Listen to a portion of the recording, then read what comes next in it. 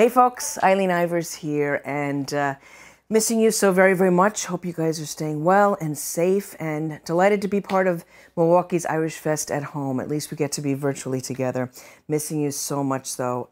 Please consider donating to Celtic Milwaukee, the organization, Celtic MKE. It's a great organization. It keeps Irish Fest going, and so many other cultural things that really connect us all.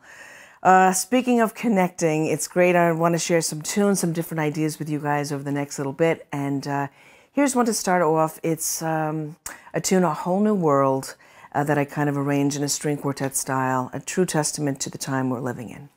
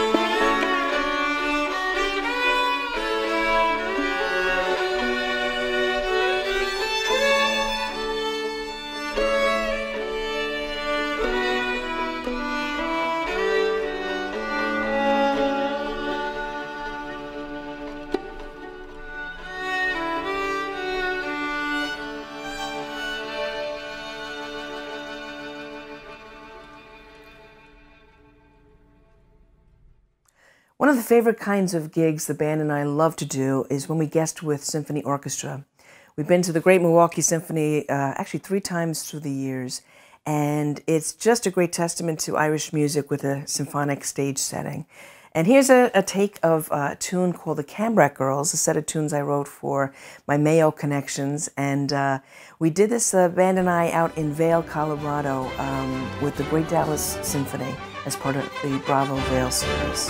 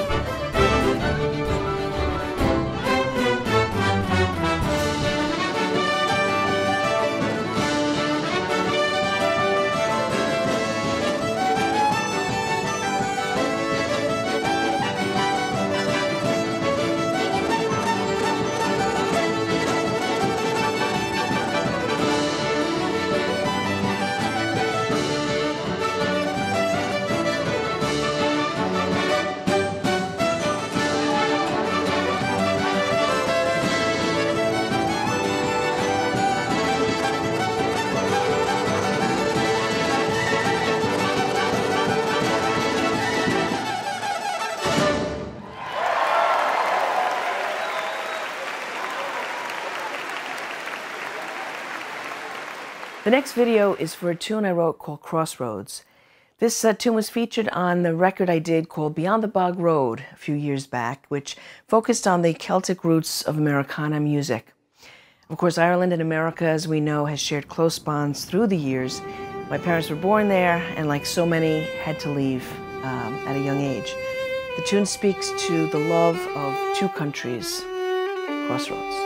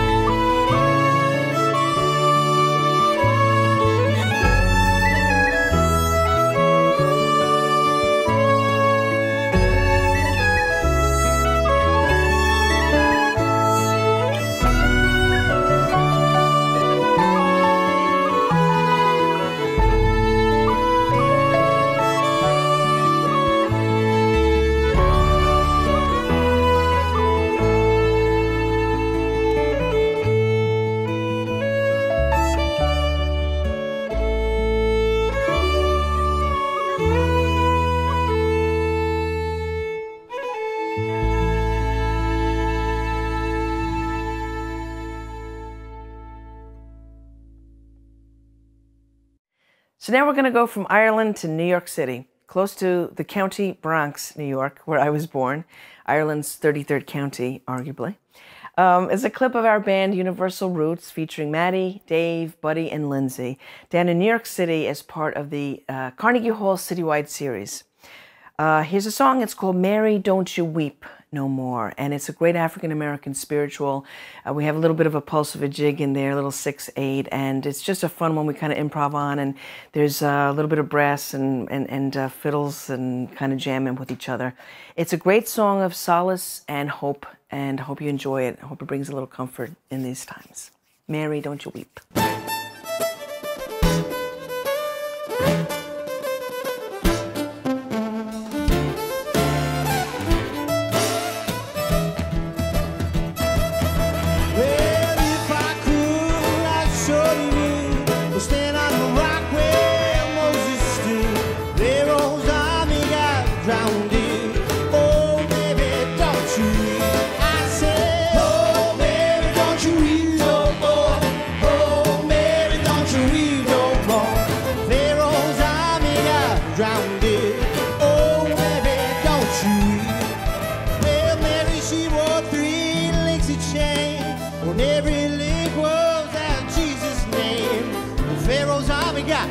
Drowned it.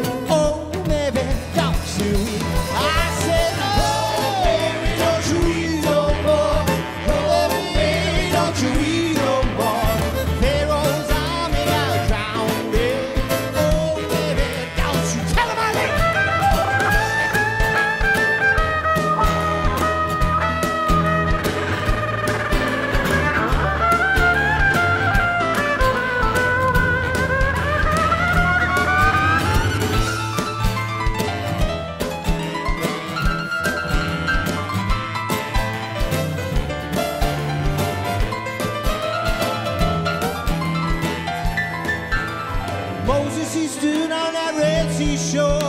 or smote on the water with a 2x4. Pharaoh's army got drowned it. Oh, Mary, don't you weep. I say, oh, Mary, don't you weep no more. Oh, Mary, don't you weep no more. Pharaoh's army got drowned it. Oh, Mary.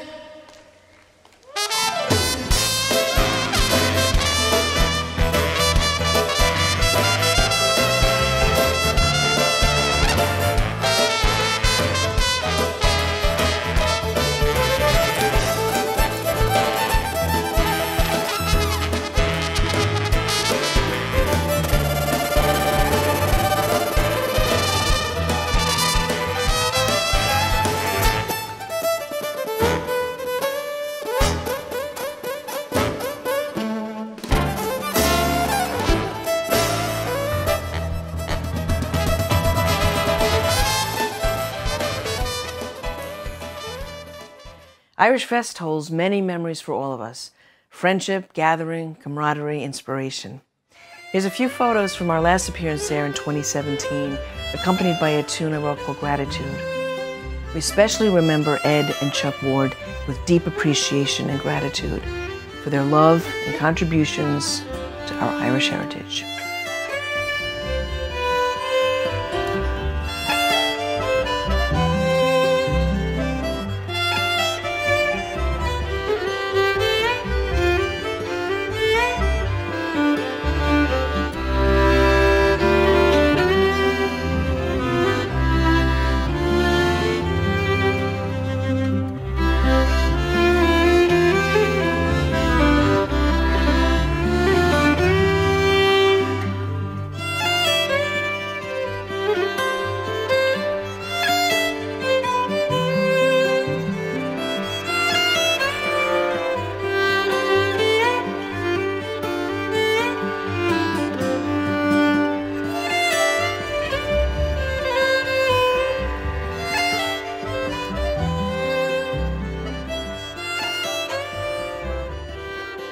I'm going to end here with one of my favorite memories from Irish Fest. Irish Fest has always been about collaborations and encouraging that which we love. And in 2017, the band and I finished our set on our stage, and I remember being quickly golf carted with the great volunteers of Irish Fest over to the rock stage, where there was a Beatles tribute going on with all the bands. We had no sound check, we just kind of ran up on stage, plugged in, but thankfully, as always, there were a great sound crew there as part of Irish Fest. So got rocking pretty quickly, and we're joined by the wonderful band, the Huntertones, a Brooklyn-based brass ensemble who had been performing with We Banjo 3 that weekend. It was a great memory because it was so visceral at the moment of the crowd and band alike. Energy kind of kept building and building in a wonderful way, and all the musicians were on stage. We just kind of had a wonderful evening that night, and that's what Irish Fest has always been about. People coming together and sharing music and stories. Guys, keep safe, stay well, stay sound, keep the faith, and until we meet again, God bless.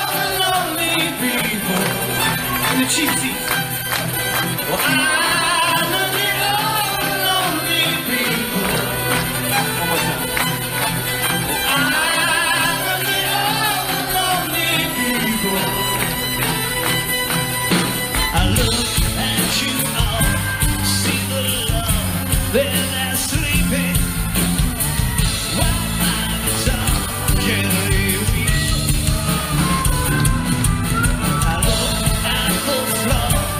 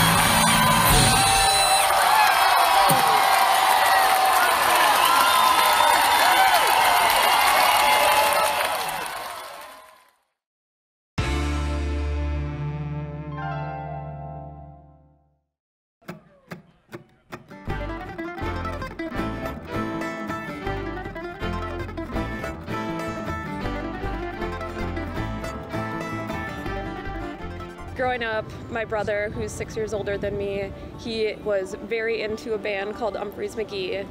And being the younger sister, I always looked up to him, and I got into that band.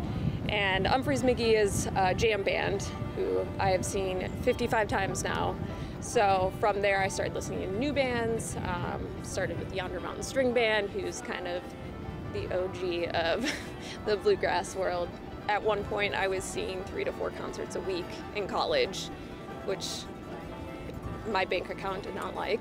You know, I got into the Grateful Dead in middle school and had been exposed to some bluegrass and Grateful Dead jam band stuff, just what my parents listened to, but through kind of seeing some similar bands, you know, kind of related to the Dead and the jam band scene, I saw String Cheese Incident, and they're a little bluegrassy, and that got me into Yonder and some of the other bands. And really a lot of what I learned about jamgrass is from seeing the bands that are on the lineup at festivals like String Summit or Blue Ox or whatever else, where you just kind of get exposed to other bands that have a similar feel.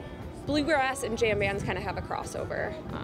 Most people like both. Jamgrass is basically just like jam band influenced bluegrass, and it's kind of loosely defined, which is what's the fun part about it. Sometimes it's a bluegrass lineup that jams out and plays like rock music, and sometimes it's kind of a rock band with a bluegrass influence.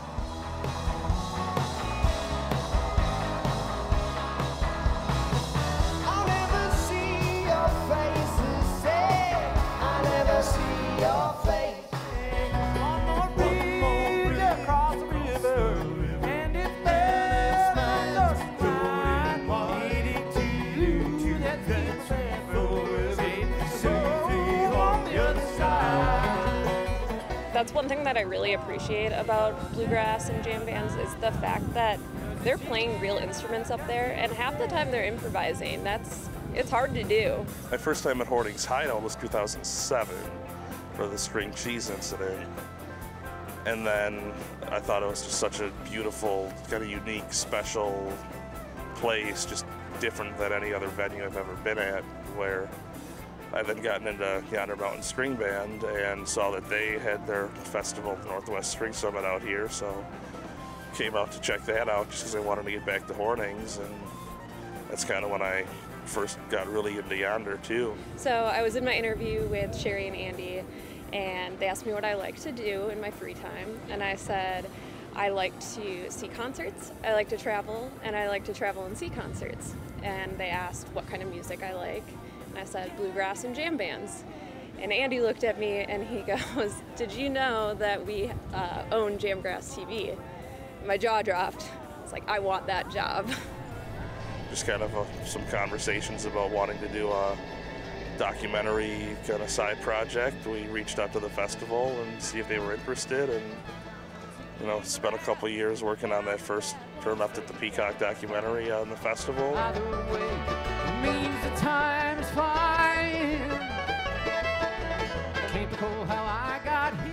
By then I developed streaming capabilities for other projects, so spent about the last 2 years live streaming shows and festivals, trying to grow the brand and content for Jamgrass TV.